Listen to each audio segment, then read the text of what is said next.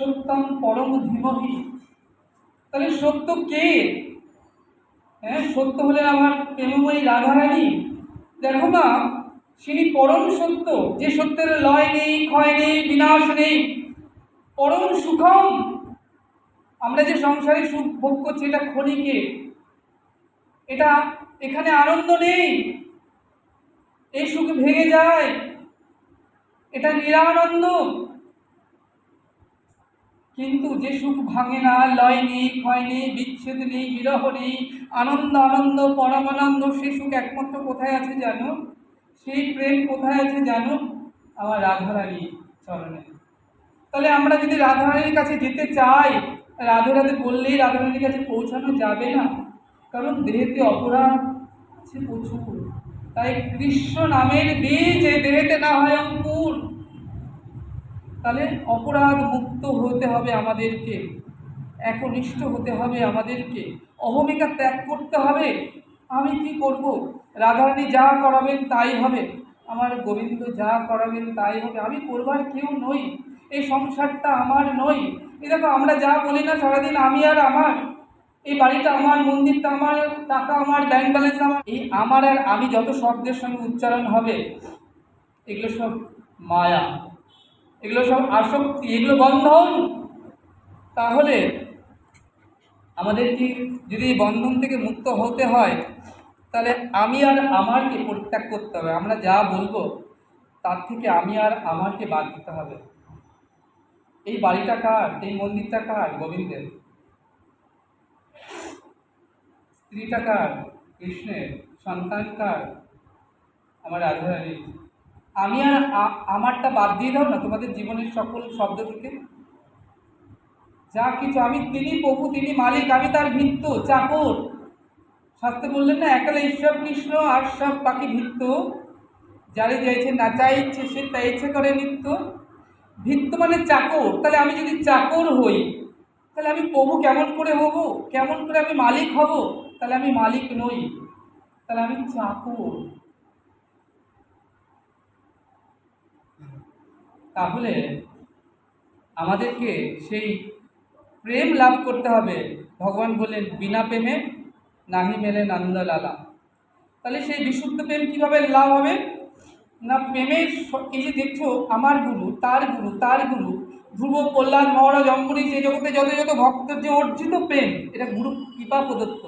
তার গুরু, তারও গুরু, তার গুরু, শেষ যদি একটা স্থানে যাও, তাহলে কী হবে জানো? সেই লাস্ট প্রেমের ভাণ্ডারী অপার করুণাময়ী আমার রাধারানী। হ্যাঁ, তাহলে আমরা কি করে রাধাচরণে যাব? বলছেন সেই রাধারানী হলেন অক্ষয় সরোবর, আর তার থেকে যে অজস্র ধারা, মন্দাকিনীর ধারা, পদ্মা, নর্মদা, সিন্ধু, কাবেরী, জালঙ্গি, সব নদী গিয়ে কোথায় মিশেছে? সাগরে। তাহলে এই যে অক্ষয় সরোবরের যে ধারা মন্দাকিনী, এই ধারা হলো গোপী। তাহলে তুমি যদি নদীতে তুমি যদি পড়ে যাও, শেষমেশ সাগরে গিয়েই তুমি মিলবে। তাহলে এই যে গোপী যে মন্দাকিনীর ধারায় যদি তুমি অবগাহন করতে পারো, এই ধারা তোমাকে একদিন নিয়ে যাবে অক্ষয় সেই প্রেম সরোবর অপার করুণাময়ী রাধারানীর কাছে। বলো না রাধে রাধে, হৃদয় গৌর হরি বল।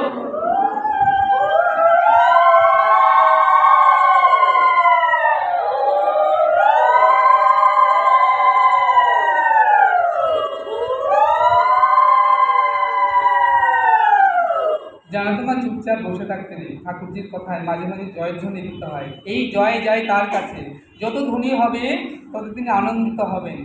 হ্যাঁ, তাই মাঝে মাঝে এই জয়ের ধ্বনি দেবেন।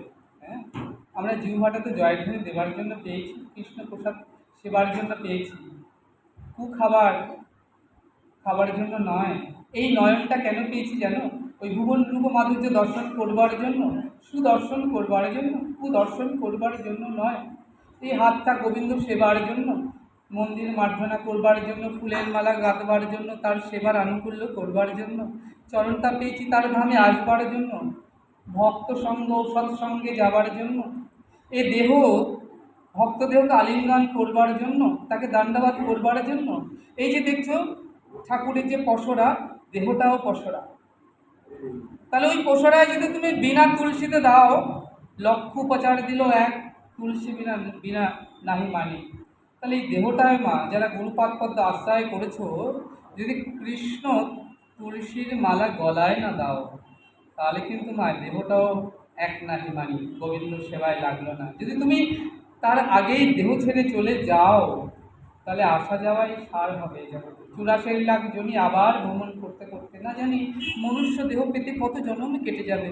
তারপর গুরুকৃপায় সাধন ভজন দ্বারা যদি জ্ঞানের উদয় হয়, তবে তুমি কি হবে না সাধ্য বস্তু তাকে লাভ করতে পারবে, সে বহু জন্ম কেটে যাবে। আর যদি চাও এই জন্মেই তুমি তাকে লাভ করতে পারো, গুরুপাদপদ্ম আশ্রয় করে সাধন ভজনের দ্বারা তুমি এই জন্মেই তাকে পেতে পারো, ব্যাক টু গড হেড।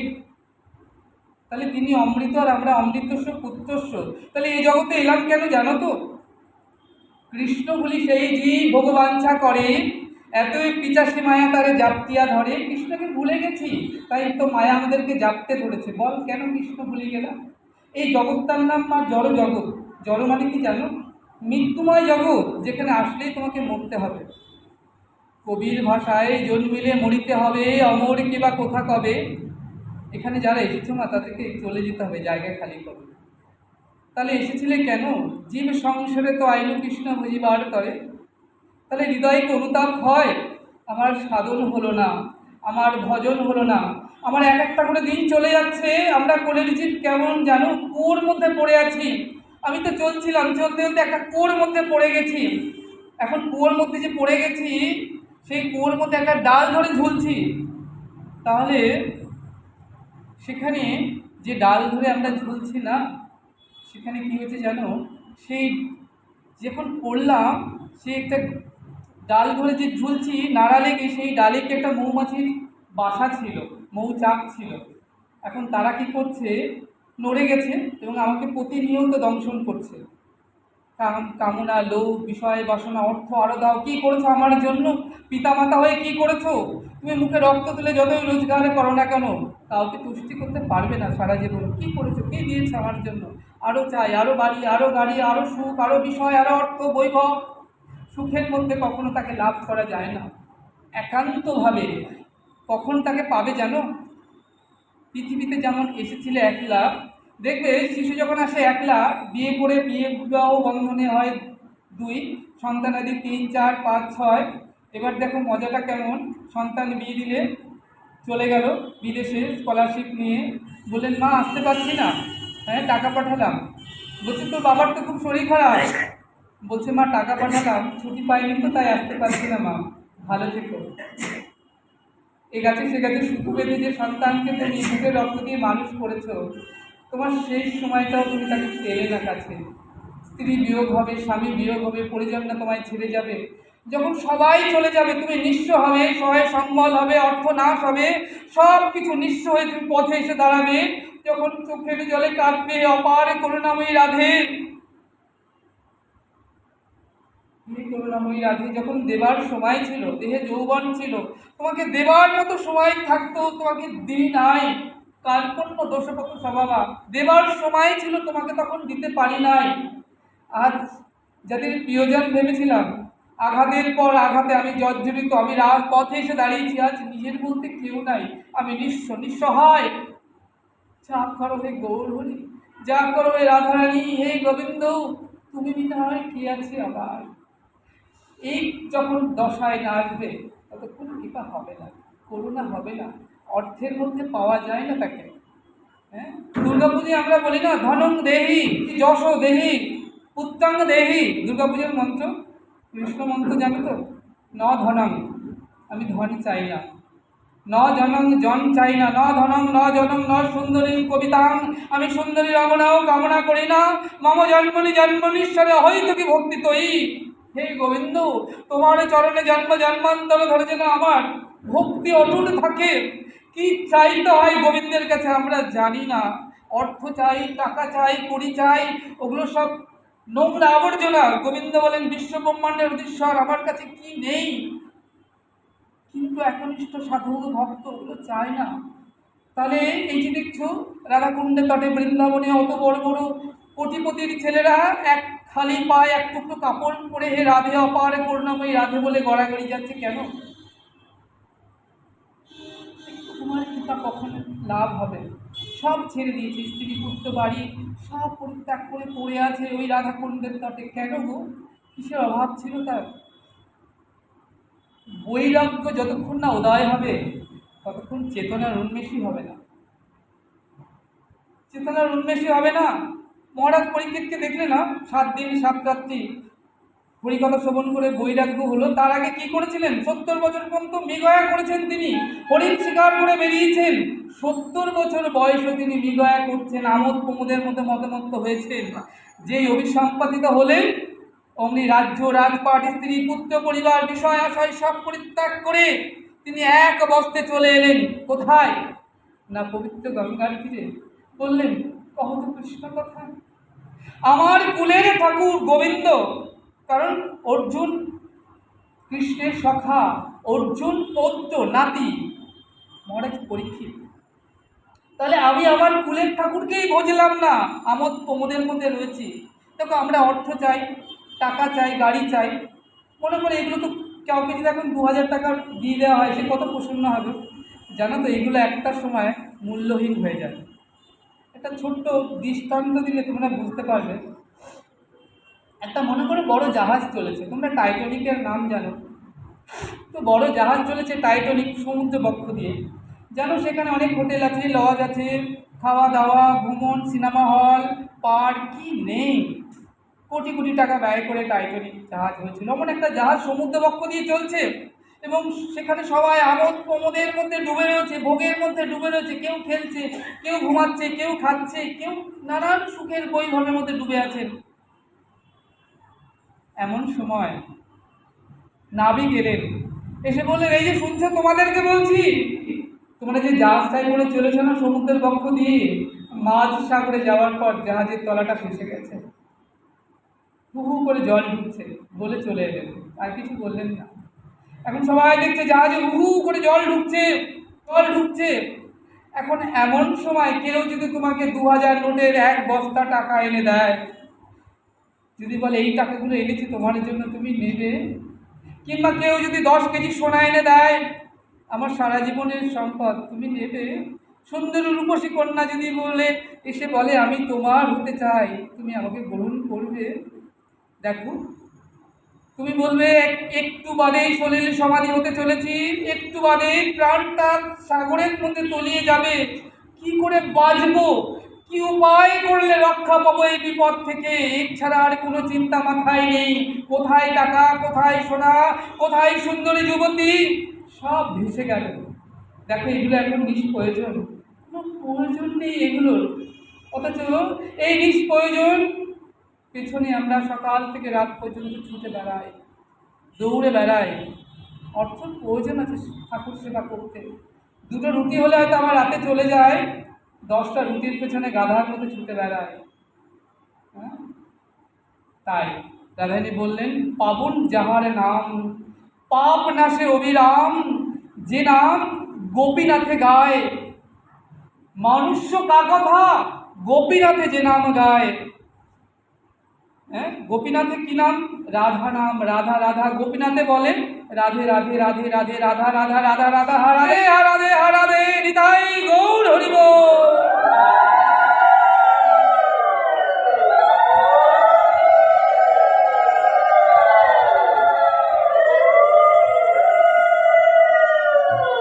মনুষ্য কা কথা গোপীনাথে যে নাম গায়।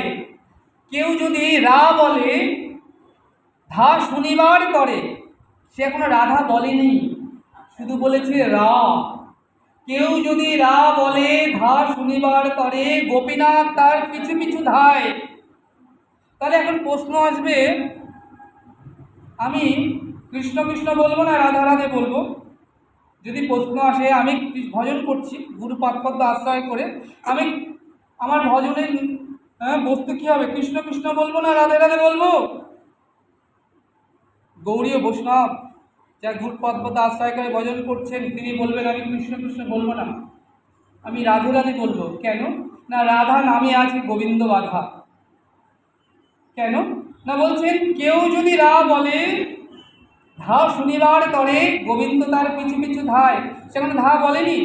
তাহলে এই যে বললাম কৃষ্ণ ভক্ত জগতে সুলভ, দুর্লভ নয়, মঞ্জুরি ভাবে রাধা সেবিকা, যিনি যিনি রাধার আরাধনা করেন, সেবা করেন, তিনি কিন্তু অতীব দুর্লভ।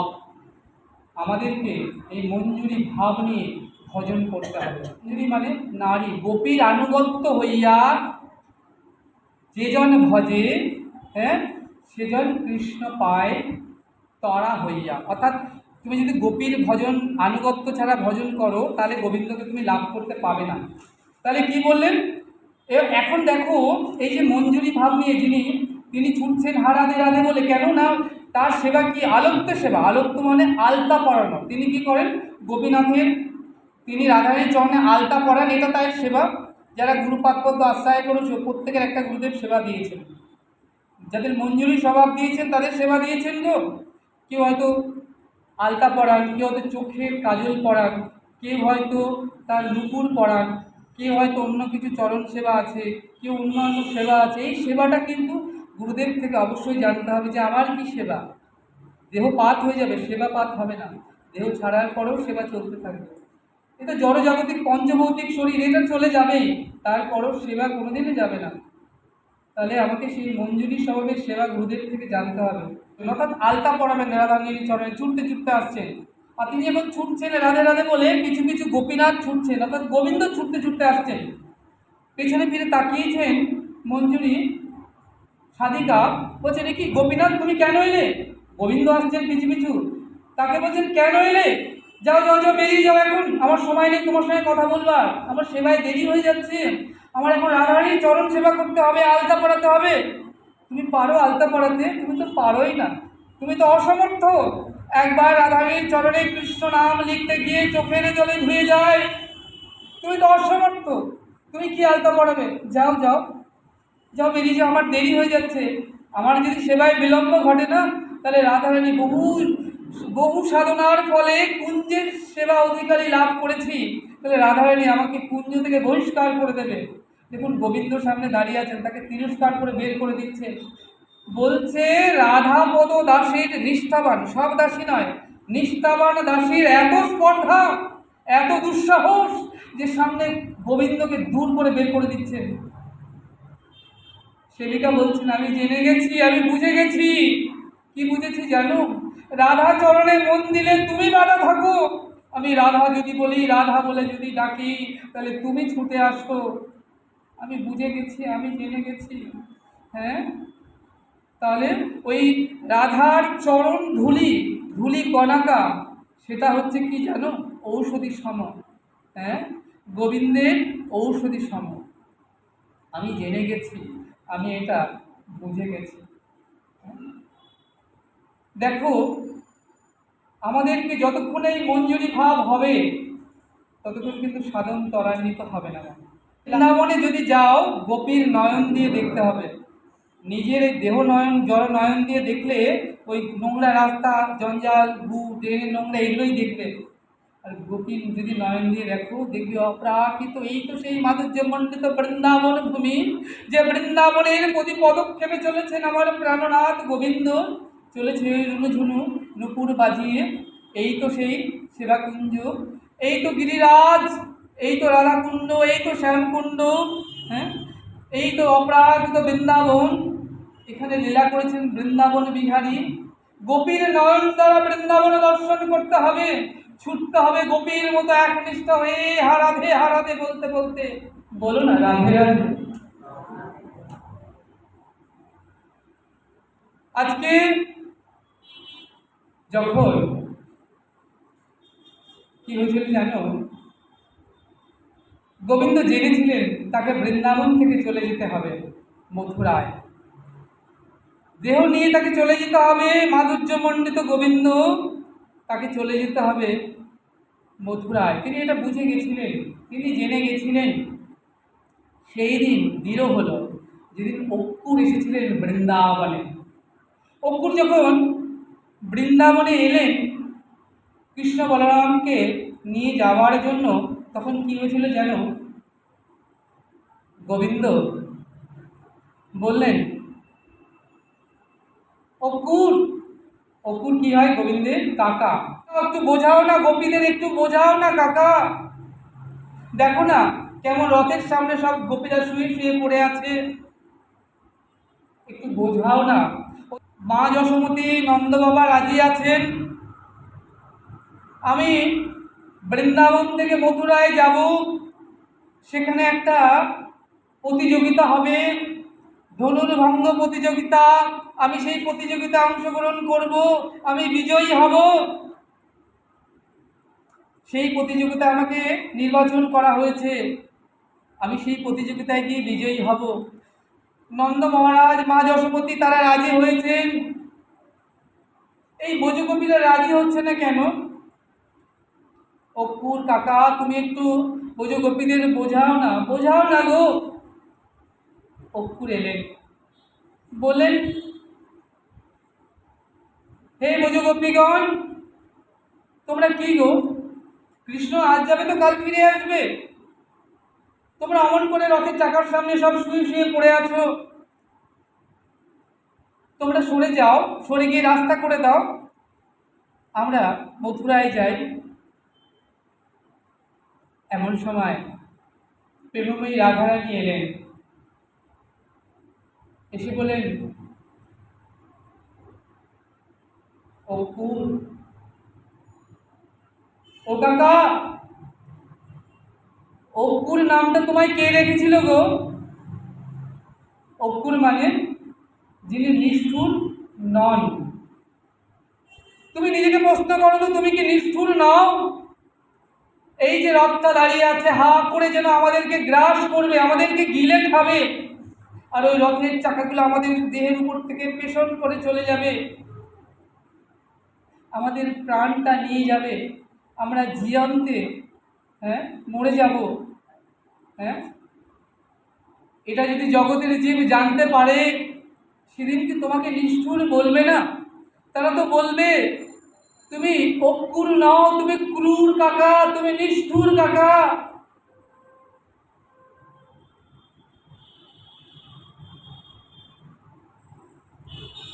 তুমি ভাবতে পারলে কেমন করে কাকা? আমাদের প্রাণ হলো শ্রী গোবিন্দ, আর তুমি আমাদেরকে প্রাণকে নিয়ে বৃন্দাবন থেকে মথুরায় চলে যাচ্ছ, আর এই প্রাণহীন দেহটা বৃন্দাবনে পড়ে থাকবে পথের ধুলায়। আমরা কি নিয়ে বাঁচবো বলতো? আমরা কেমন করে বাঁচবো? দেহ থেকে যদি প্রাণ বের করে নিয়ে যাও, তাহলে তো দেহের কোনো অস্তিত্ব থাকে না।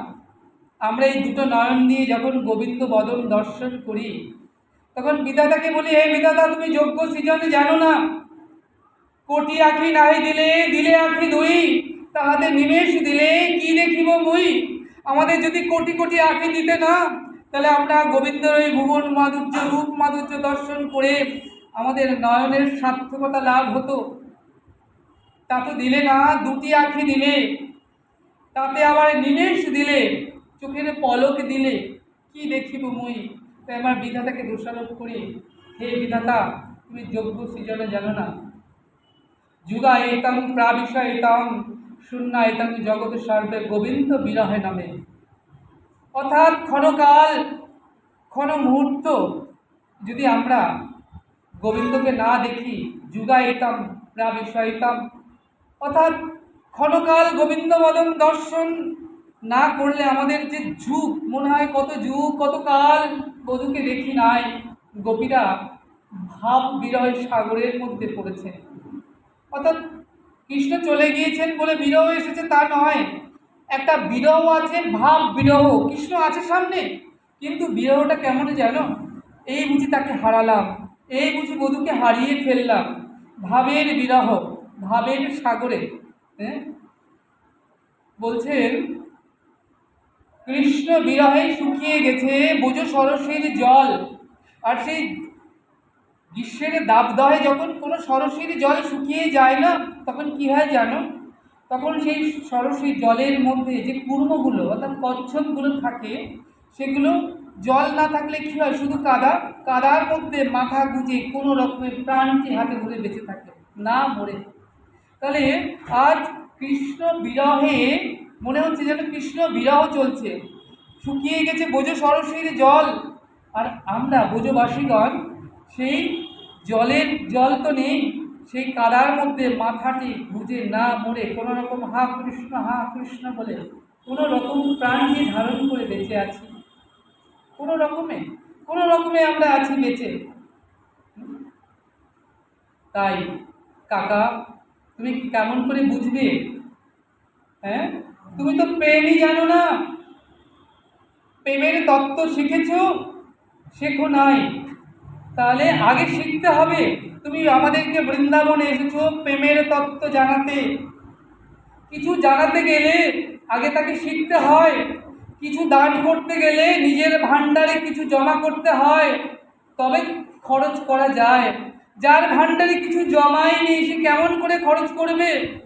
যদি কিছু জমা না থাকে, হ্যাঁ, তখন যদি তুমি খরচ করতে যাও তাহলে লজ্জায় পড়বে। কি কথা বলবে তুমি? কথা বলতে গেলে কথা তো শিখতে হয়।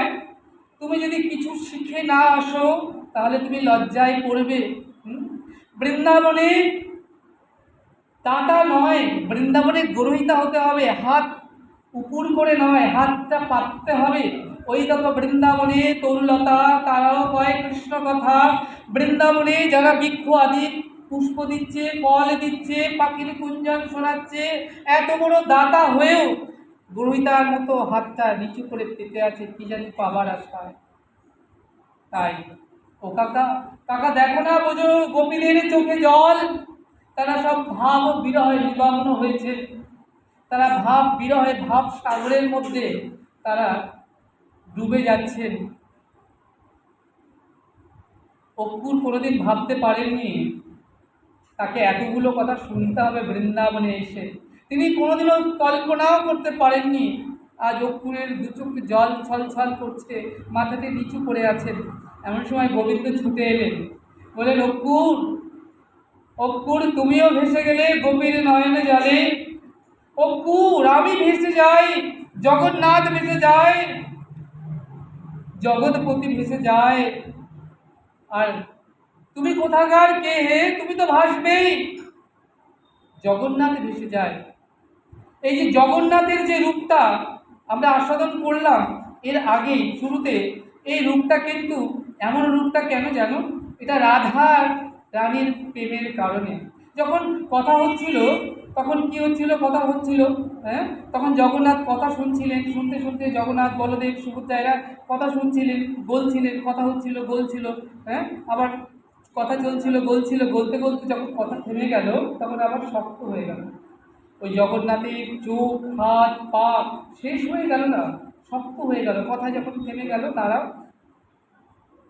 তাহলে এই যে জগন্নাথের রূপটা সেটাও রাধারানীর কারণে।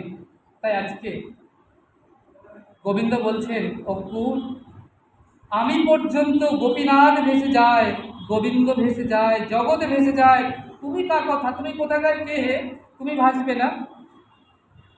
অক্কুর দাঁড়াও, একটা শেষ অস্ত্র প্রয়োগ করতে হবে। এবার যে অস্ত্রটা প্রয়োগ করবো না, দেখে সব বোঝো গোপীরা পথ ছেড়ে দিয়েছে। গোবিন্দ শেষ অস্ত্র প্রয়োগ করতে চলেছেন। গোবিন্দ যখন শেষ অস্ত্র প্রয়োগ করতে চলেছেন তখন মহাজন এক পাশে দাঁড়িয়ে বললেন, অস্ত্রে তো আঘাতে লাগবে, কষ্ট পাবে না? বলবে কষ্ট তো পাবেই। বলছে তাহলে তো বুঝে গোপীরা মরে যাবে তোমার এই শেষ অস্ত্রের আঘাতে। বলবে না, মরবে না ঠিক, যে অস্ত্রটা আমি এখনো প্রয়োগ করতে চলেছি না, বোঝগোপীরা মরবে না, মৃত্যু যন্ত্রণা এর থেকে কম ছিল, অনেক ভালো ছিল। গোবিন্দ এলেন, বললেন, হে বোঝগোপীগণ, রাধারানীকে বললেন, আমি মথুরায় চলে যাব, মথুরায় গেলে সুখী হব। আমার সুখ তোমাদের সহ্য হচ্ছে না নাকি? তাই তো, আমি মথুরায় গেলে সুখী হব। এই সুখ তোমাদের সইছে না? না,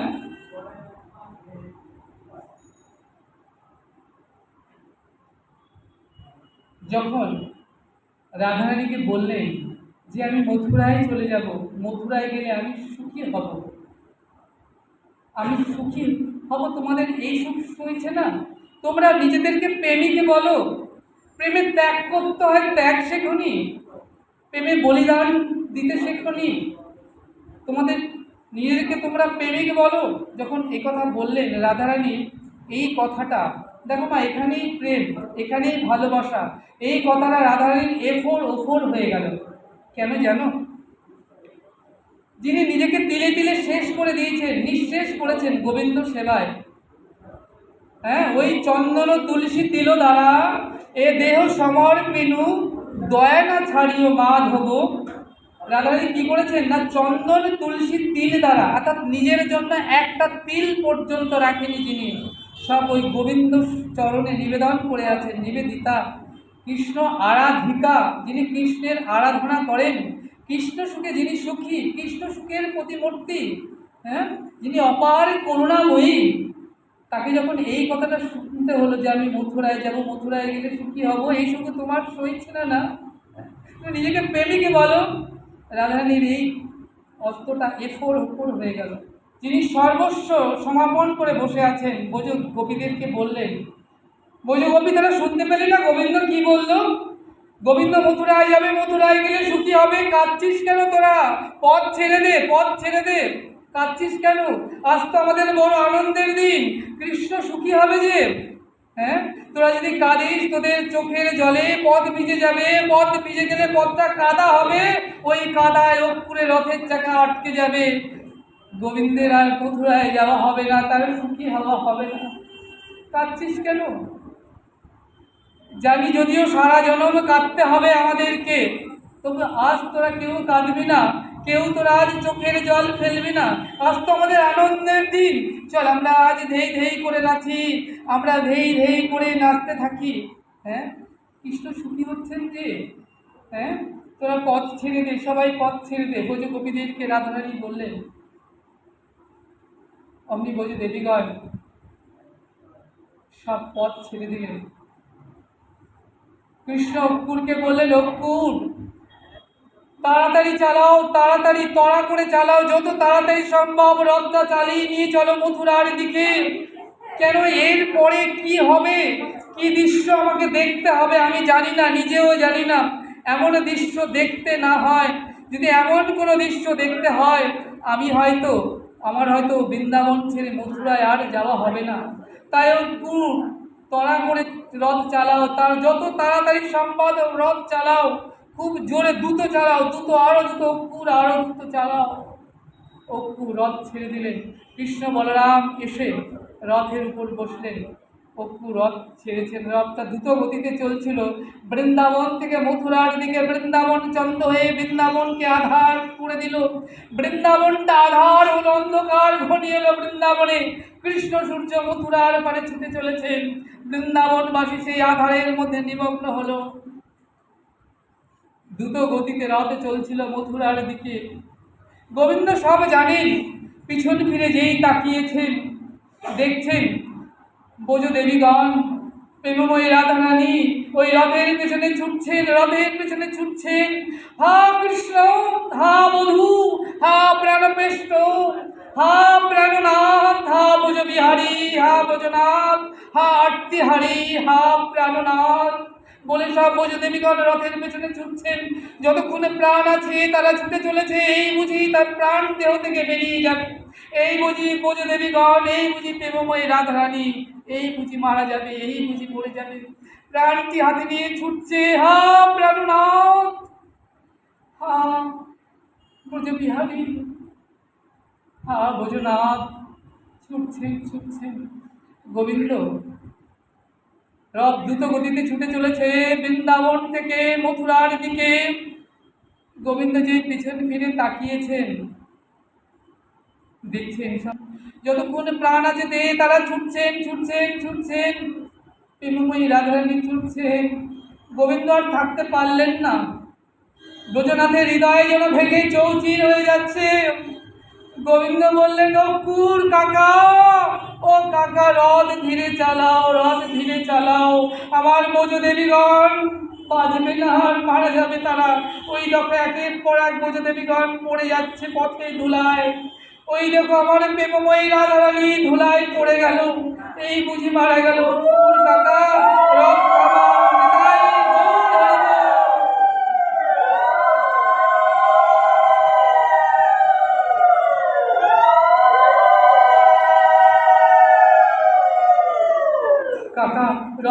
ধীরে চালাও,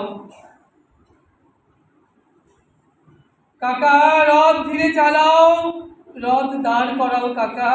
আমার প্রেমময়ী রাধারানী ওই তো পড়ে গেল, ওই তো মাটির সঙ্গে ধুলায় ধূসারিত হয়ে পড়ে গেল কাকা।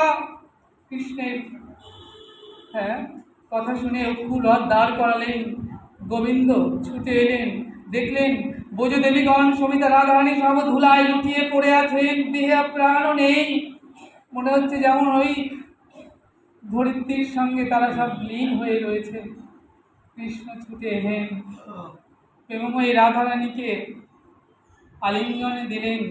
ওইখানে ওই মুহূর্তে আমার গোবিন্দ রাধারানীর মধ্যে বিলীন হয়ে গেলেন। যে গোবিন্দ মাধুর্যময় কৃষ্ণ, তিনি বৃন্দাবন ছেড়ে কখনো তিনি যেতে পারেনি না। কারণ বৃন্দাবনে লীলা মাধুর্য, প্রেম মাধুর্য, বেণু মাধুর্য, রূপ মাধুর্য, ভগবানের অনন্ত মাধুর্য, তার মধ্যে এই যে মাধুর্যগুলো বৃন্দাবনেই সর্বশ্রেষ্ঠ। তাই মাধুর্য লীলা পুরুষোত্তম আমার গোবিন্দ বৃন্দাবন ছেড়ে কুত্তাপে তিনি কখনো যান না, কোথাও যান না। তাহলে তিনি গিয়েছিলেন মথুরায় কোন কৃষ্ণ? যে কৃষ্ণ মথুরায় থেকে বসুদেবের কাঁধে চড়ে এসেছিলেন, সেই কৃষ্ণই বৃন্দাবন থেকে আবার মথুরায় চলে গিয়েছিলেন। কিন্তু মাধুর্যমণ্ডিত গোবিন্দ কখনো একক্ষণ এক মুহূর্তের জন্য বৃন্দাবন থেকে কখনোই তিনি কোথাও যান না, যেতে পারেন না, তিনি কখনোই তিনি যাননি। তাহলে আজকে এই যে রাধারানী, অপার করুণাময়ী রাধারানী আজকে কি করলেন না, গোবিন্দ এই রাধারানীর মধ্যে প্রবিষ্ট হয়ে গেলেন। দেখো আমরা আজকে আস্বাদন করছিলাম জগন্নাথ রথযাত্রার মাহাত্ম্য, জগন্নাথের পুরীধামের মাহাত্ম্য। এই যে ব্রজদেবীগণের মনে যে দুঃখ, যে বিরহ, যে যন্ত্রণা, যে কষ্ট, তারা কি বলছেন জানো? যে কালার লাগি সব গেলাম, আমাদের দেহ গেহ ধন জন যৌবন, আমাদের এত কষ্ট এত দুঃখ সব তো কালারে লাগে। কারণ আমরা তো বৃন্দাবনের ওই কালার ছাড়া কিছু জানি না। ব্রজদেবীগণ যা যা করেন সকাল থেকে রাত পর্যন্ত বৃন্দাবনে যারা থাকেন, তারা সবটুকু দিয়ে তারা গোবিন্দকে ভালোবাসেন। আত্মসুখ নাহে গোপীর কৃষ্ণ সুখ মিলে। তাহলে এত কেন জ্বালা দেয়, এত কেন তারা কষ্ট পায়? তাই গোবিন্দ আজকে মনে মনে ঠিক করলেন যে কালো আর রাখবো না। এই যে কালো রাখবো না, কি করবেন না বললেন তেজি কালো বরণ, তেজি কালো বরণ করিব ধারণ, রাধা তোমার ওই অঙ্গ কান্তি। অর্থাৎ হে রাধা, অপার করুণাময়ী রাধে, গোবিন্দ বললেন তেজি কালো বরণ, এই কালো বরণটাকে ত্যাগ করতে হবে। কালোটা ঐশ্বর্য, তাহলে কালোটাকে ত্যাগ করতে হবে। তেজি কালো বরণ করিব ধারণ, তোমার ওই অঙ্গ কান্তি, তোমার ওই সোনার বরণটাকে ধারণ করবো। আর কি করবো জানো? জয় রাধে শ্রী রাধে বলিয়া কাঁদিয়া কাঁদিয়া অশ্রু জলে হব শান্তি। হে রাধে, আমি কেঁদে কেঁদে বেড়াইব, আমি কেঁদে কেঁদে বেড়াইব। রাধারানী বললেন হে বধূ, তুমি তো জগতের সকল সুখ নিধি, হ্যাঁ, তা তুমি কেন কাঁদবে? কেউ পেয়ে কাঁদে, কেউ না পেয়ে কাঁদে। যারা তোমায় পেয়েছে, যারা পায়নি এই জগতে তারা কাঁদে। হ্যাঁ কৃষ্ণ কবে তোমার একটু করুণা হবে, কবে একটু কৃপা লাভ হবে, তারা কাঁদে। যারা পায়নি আর যারা পেয়েছে তারা কেন কাঁদে না? পেয়ে ধন যেন হারিয়ে না যায়। এই জগতে যত ধন আছে, হারিয়ে গেলে তা একবার আবার লাভ করা যায় বটে, কিন্তু কৃষ্ণ ধন যদি একবার পেয়ে সাধক হারিয়ে ফেলে, তার থেকে আর দুঃখ দুঃখী নাই। তাই পেয়ে ধন যেন হারিয়ে না যায়, তাই সাধক সেই ধনকে ধরে রাখবার জন্য দিবানিশি কাঁদে, হ্যাঁ, যেন সে ধন হারিয়ে না যায়। রাধেই বললেন বধূ, যারা পায়নি তারা কাঁদে, যারা পেয়েছে তারাও কাঁদে, কিন্তু তুমি কেন কাঁদবে?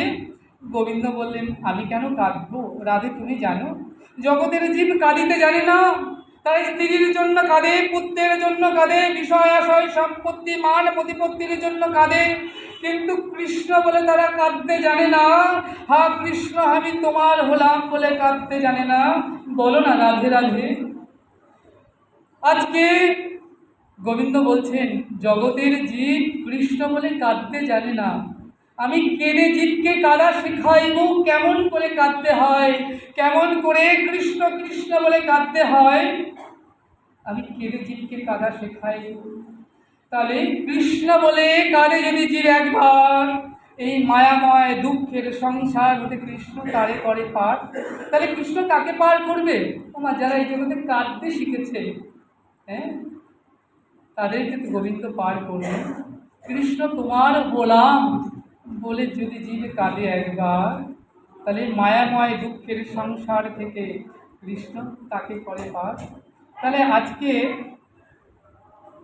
আজকে গোবিন্দ রাধারানী বললেন, হে বধূ, দেখো জীব তো তোমার একা নয়, তা তুমি তো যাবে, তোমার সঙ্গে আমিও যাব। বলছি, গোবিন্দ বললেন কিভাবে যাবে? বললেন কিভাবে যাবে জানো?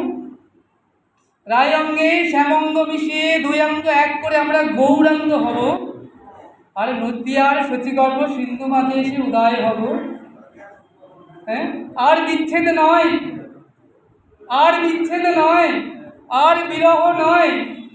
হ্যাঁ, কৃষ্ণ যখন শ্রীদাম সখা সঙ্গে গোচারণে যান, রাধানী রাধার কুঞ্জে বসে অস্তু বর্ষণ করেন। হ্যাঁ, বলে বিধাতা আমাকে যদি না করি তো নারী, তুয়া হেন গুণনিধি লইয়া ফিরিতাম দেশে দেশে। বিধাতা আমাকে কেন নারী করলো? যদি গোপী না করে গোপ করতো, তাহলে আমি সুদাম সঙ্গে যেতাম বধূর সঙ্গে বনে কতই না রঙ্গে। তাহলে এই যে বিরহ, এই যে দুঃখ, এই যে বিচ্ছেদ, বলেন আর বিরহ নয়, আর বিচ্ছেদ নয়, আর দুঃখ নয়, আমরা এবার দুই একসঙ্গে থাকবো। হ্যাঁ, দুই অঙ্গ ঘুচিয়ে এক অঙ্গ হব, রাধা কৃষ্ণ এক আত্মা দুই দেহ ধরি। হ্যাঁ, তাহলে অনন্যে বিলাস করেন, রস আস্বাদন করি, সেই দুই এবে চৈতন্য গোসাই, প্রেম ভক্তি রস আস্বাদিতে দোহার হইলা এক ঠাই। তাহলে রাধা কৃষ্ণ আর রাধারানী বললেন, বধূ আর তোমাকে আমি হারাতে দেব না, আর এই যে যন্ত্রণা আর ভোগ করতেও দেব না। তুমি অন্তরের ধন, তুমি রবে অন্তরে, আমি রব বাইরে, এমনভাবে আমরা উদয় হব, নদিয়ার সচিগর্ভ সিন্ধু মাঝে এসে উদয় হব। হ্যাঁ, কইছ না রাধা প্রেমা, কইছ না মোর মধুরিমা, কইছ না সুখে তিহ ভোর, এই তিনে বাঞ্ছিত ধন প্রজে না হইল পূরণ, কি করিব না পাইয়া ওর, তাই ভাবিয়া দেখুন মনে রাধার স্বরূপ বিনি, এ বাসনা পূর্ণ কবু নয়। তাই রাধা ভাব কান্তি রধি, রাধা ভাব কান্তি ধরি, রাধা প্রেম গুরু করি, নদিয়াতে করব উদয়। তাহলে ঘুচিবে মনের বাধা, হ্যাঁ, ঘরে ঘরে বিলাব প্রেমধন। তাহলে কি করলেন না, বললেন এবার আর আমরা আলাদা নয়, বিচ্ছেদে নয়, একসঙ্গেই থাকবো। কিভাবে না, গোবিন্দের গো রাধারানীরা গোড়া হব, গৌরাঙ্গ হব। হ্যাঁ, রাধারানী বললেন আর তোমাকে হারাতে দেবো না, তুমি অন্তরের ধন, অন্তরে থাকবে, আমি তোমাকে রক্ষা করব, আমি বাইরে রব। তাই কৃষ্ণ কালো রঙটাকে লুকিয়ে ফেললেন অন্তরে রাধারানী, আর রাধারানী সোনার বর্ণ বাইরে দিলেন, গৌরাঙ্গ হলেন। তাই কি করলেন, সেই ওই দেখো ব্রজলীলা নদিয়া লীলা আলাদা আলাদা লীলা বাইরে, উপরেতে ভাসে ব্রজলীলা, নিচেতে নদিয়া লীলা, যে ডোবে সে নদিয়া লীলা পায়রে। তাহলে আমরা পেলাম সেই মহাপ্রভু। আগামী দিন এর পরবর্তী অংশ আমরা আস্বাদন করব দুর্গা মণ্ডপে। সামনের শনিবার 19 তারিখ দুর্গা মণ্ডপ, তোমরা অনেকেই জানো। দুর্গা মণ্ডপে আমরা এর পরবর্তী আস্বাদন করব যে জগন্নাথ তো ব্রজের রাধা গোবিন্দ গৌরাঙ্গ হলেন। তাহলে এই যে আমরা রথে যাই, উল্টো রথেও আসি, যাওয়ার সময় জগন্নাথ ফুলসজ্জায় যায়, আসার সময় অলঙ্কার সজ্জায় সজ্জিত হয়ে আসে। এই রথযাত্রার মাহাত্ম্য প্রসঙ্গ আজকে আমরা আস্বাদন করলাম। আবার আমরা এর পরবর্তী অংশ আস্বাদন করব। সময় হয়ে গিয়েছে মা, আমাদেরকে আজকে এখানে ভাগবত কথার বিশ্রাম রাখতে হবে। তোমরা সবাই কি বলতো একবারে জয়ধ্বনি করবে, কিন্তু তার আগে বলছি মা, তোমরা এই যে 7টার সময় আসো না, এটা কিন্তু মা ঠিক নয়, জানো তো। ভাগবতে আসতে হয়, ভাগবত পাঠক বা বক্তার আগে আসতে হয় সবসময় হরিকথা শুনতে, না হলে অনেক কিছু মিস হয়ে যায়। অপ্রাকৃত দিব্য কথা মা হাটে বাজারে কিনতে পাওয়া যায় না, গ্রন্থ পড়লেও তোমরা এই স্বাদ আনন্দ করতে পারবে না। ভক্তমুখের সাধু কথা অমৃত সমান, শুনিলে কাটিবে মায়া জুড়াবে পরাণ। তাহলে এ এমন দুষ্প্রাপ্য দুর্লভ হরিকথা, তোমরা যদি পেয়েও যদি তোমরা 7টায় না আসে 7:30 8:45 এরকম আসো না, এটা ঠিক কথা নয়। তাই তোমাদের চরণে বিনম্র নিবেদন, তোমরা 7টার আগেই চলে আসবে মন্দিরে। হ্যাঁ, এসে ওই কথায় তোমরা বসে যাবে। তাহলে আগামী 25 তারিখ, 25শে জুন, আজকে 19 তারিখ, দুর্গা মণ্ডপ, এখানে আমরা এর পরবর্তী অংশ নিয়ে আমরা আবার আস্বাদন করব রথযাত্রা প্রসঙ্গে। কথা বলে মা আজকে এখানে আমরা হরিকথা বিশ্রাম রাখছি। সবাই একবার জয়ধ্বনি করবে।